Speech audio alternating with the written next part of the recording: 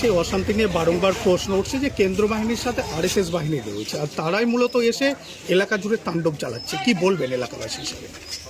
দেখুন, আমরা এখানে দীর্ঘদিন ধরে বাস করছি। আমার বয়স প্রায় 42 বছর হয়ে গেল। আমার নাম মোহাম্মদ বরকত আলী। এর আগে কোনো দিনগুলো হয়নি। আমরা ভ্রাতৃত্ববোধ এবং ভাইচারা নিয়ে বসবাস করতাম। কিন্তু ঘটনা হচ্ছে যে কালকে আমি নিজে স্বয়ং কাল এবং পরশু যে দৃশ্যগুলো দেখেছি এগুলো অকল্পনীয়। মানে আমার চোখে শ্যুট করছে না এই জিনিসগুলো। আমি সেন্ট্রাল বাহিনীকে দেখেছি, এখান থেকে মুসলিম ভাইরা ইট চালিয়েছে, ওখান থেকে হিন্দু ভাইরা ইট চালাচালি করছে। কিন্তু তার সঙ্গে দেখছি যে সেন্ট্রাল বাহিনী এসে, এবং কালকে সেন্ট্রাল বাহিনী ওখান থেকে হিন্দু ভাইদের সাথে একসাথে হয়ে গুলি ফায়ার করেছে, এবং আমাদেরই গ্রামের 3 জন নাবালক ছেলেকে পায়ে গুলি মারা, এবং একজনের বাবার নাম গিয়াসউদ্দিন, মৃত্যু গিয়াসউদ্দিন, ওর ছেলে মুদ্দিন, ছেলের নাম মুদ্দিন, এবং একজনের বাবার নাম হচ্ছে নুসরেদ, ওর ছেলের নামটা কি সুজাউদ্দিন। এবং আমি নিজে স্বয়ং ওনাকে উঠিয়ে নিয়ে এসেছি। আমাদের গ্রামের মাথা হিসেবে আমরা যতদূর পেরেছি লোককে বুঝিয়েছি, ছেলেদেরকে বুঝিয়েছি যে না, ঝগড়া ঝামেলা ভালো নয়, আমরা ভাইচারার সঙ্গে বসবাস করেছি এবং আগামী দিনেও করব। মনে হচ্ছে যে এটা কেন্দ্র বাহিনীর? আমার তো মনে হচ্ছে, আমার এই জন্য মনে হচ্ছে যে আমি নিজে স্বয়ং চোখে দেখেছি, আমি নিজে আমার চোখে দেখেছি, তার জন্য আমি এই কথাগুলো বলতে পারছি। গুলি ফায়ার করতেও দেখেছি এবং দুজনকে লেগেছে সেটাও দেখেছি, এবং তার সঙ্গে যেখান থেকে গুলি ফায়ার করছে ওখানে আমার হিন্দু ভাইরা ইট পাটকাল চালাচ্ছে, ওরাই কিছু বলছে না। এটা আমাদের চোখে দেখা এবং তার ভিডিও আছে আমাদের কাছে। তাহলে কেন্দ্র বাহিনীর নামে তারা কি আরএসএস? আমার তো মনে হচ্ছে তাই। কেন্দ্র বাহিনী তো নিরপেক্ষ ভূমিকা পালন করবে। আমার নাম মোহাম্মদ বরকত আলী, বাড়ি তার বাগান ধুলিয়ান। চাই না, আমরা গণতান্ত্রিক সংসর্গে সব দিনই বাস করি, আমরা সব দিনে মিলেমিশে থাকি।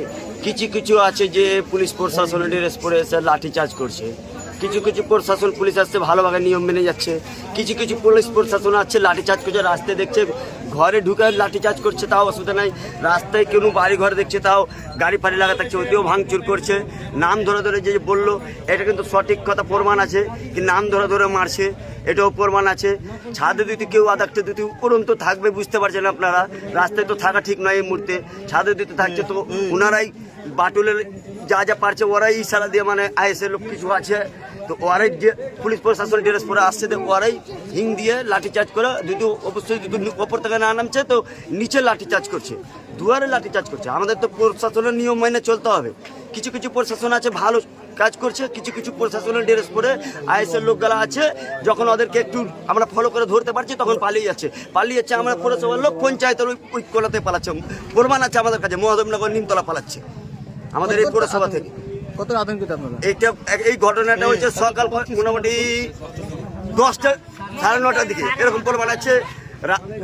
ভোরের দিকে এসেছিল, দিয়ের থেকে লোক এসেছিল আইএসএর লোক করে। তো কোথা থেকে আসছে আরএসএসের লোক? এগুলো আরএসএসের লোক কোথা থেকে আসছে? নকল পুলিশ প্রশাসনের ড্রেস পরে আসছে। তো আমরা কি ভাববো বলেন, আমরা কি ভাববো? আমরা কোনোদিনও চাই না শামশেরগঞ্জে সব দিনই গণতান্ত্রিক দেশ, আমাদের কোনো ঝামেলা নাই, আমাদের অনেক প্রমাণ আছে। অবশ্যই কোনোদিনও হিন্দু মুসলমান, এখানে আমাদের অনেক হিন্দু বাসিন্দারা আছে, দোকান আছে, না কোনোদিন ঝামেলা হয়েছে না হয়নি, কোনো প্রমাণ নাই। এখানে কিছু কিছু হিন্দু বাসিন্দারাও আছে, আপনারা যাচাই করতে পারেন, এখনো ছিল, ঠিক আছে, পাশেই আছে, আপনারা জেনে নেবেন। কিন্তু আইএসএর লোক যে পুলিশ প্রশাসন ড্রেসটা পাচ্ছে কোথা থেকে, এটা আমরা চাই প্রমাণ। কি নাম আপনার? আমার নাম সাইমুল আলম, বাড়ি শামশেরগঞ্জ। কি মনে হচ্ছে? আমরা যা মনোভাব নিচ্ছি, মানে আমাদের ব্যক্তিগত মনোভাব বলছে, এবং আমরা যা দেখতে পাচ্ছি যে কেন্দ্রীয় বাহিনীর নামে এরা হচ্ছে আরএসএস বাহিনী বা আরএসএসের গুন্ডা বাহিনী। কারণ ওরা যা দাপিয়ে বেড়াচ্ছে আমাদের ধুলিয়ানে, যে সম্প্রীতির ধুলিয়ান, সেই সম্প্রীতির ধুলিয়ানে দাপিয়ে বেরিয়ে যেই পরিস্থিতি, ভয়াবহ পরিস্থিতির সৃষ্টি করছে, সেই ভয়াবহ পরিস্থিতির মধ্যে দিয়ে আমরা খুব আতঙ্কিত। আমরা মুসলমান সমাজ খুব আতঙ্কিত। আমাদের এলাকায় 10 থেকে খুব বেশি 15টা হিন্দু পরিবার আছে, তারা সুরক্ষিত, আমরা তারাকে সুরক্ষিত রাখার চেষ্টা করেছি।